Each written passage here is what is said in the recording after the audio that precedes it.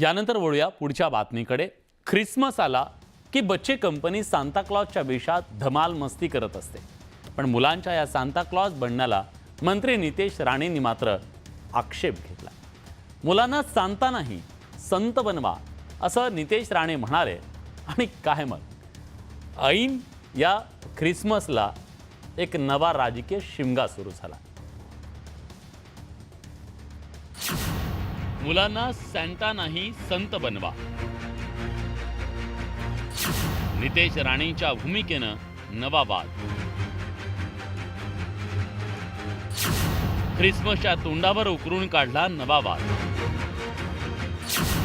नितेश राणेंवर विरोधकांची टीका।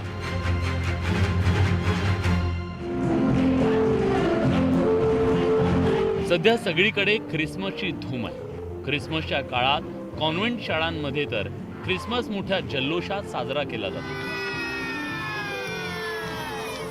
लहान मुलांना सांता क्लॉज बनवलं जातं, पण हीच गोष्ट मंत्री नितेश राणेंना खटकली आहे। त्यांनी मुलांना सांता नाही तर संत बनवा अशी पोस्ट करत नव्या वादाला तोंड फोडलंय।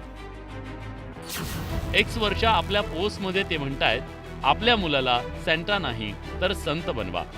एक जागृत संस्कृतीशी एकनिष्ठ हिंदू, सकल हिंदू समाज अशा आशयाची ही पोस्ट त्यांनी एक्सवर केली।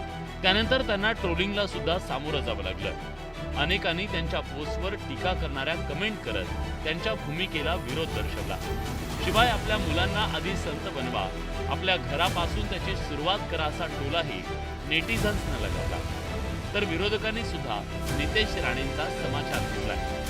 हे ज्या संविधानाची शपथ घेऊन आलेले आहे, कुणाबद्दलही आकस आणि ममत्व ठेवणार नाही आणि संविधानाप्रमाणे काम करील असं शपथ घेणारे लोक या पद्धतीनं वागतायत। यांनी असं कुणाला म्हटलं नाही की तुम्ही सायंटिस्ट व्हा, बरोबर धर्मावर बोट ठेवण्याचं काम केलं। खरं तर शाळांमध्ये सगळेच सण समारंभ साजरे केले जातात। मुलांना त्याची माहिती व्हावी हा त्यात मागचा उद्देश असतो। अनेकदा इतर धर्मीय सुद्धा दुसऱ्यांचे सण मोठ्या आनंदाने साजरे करतात, एकमेकांच्या आनंदात सहभागी होतात।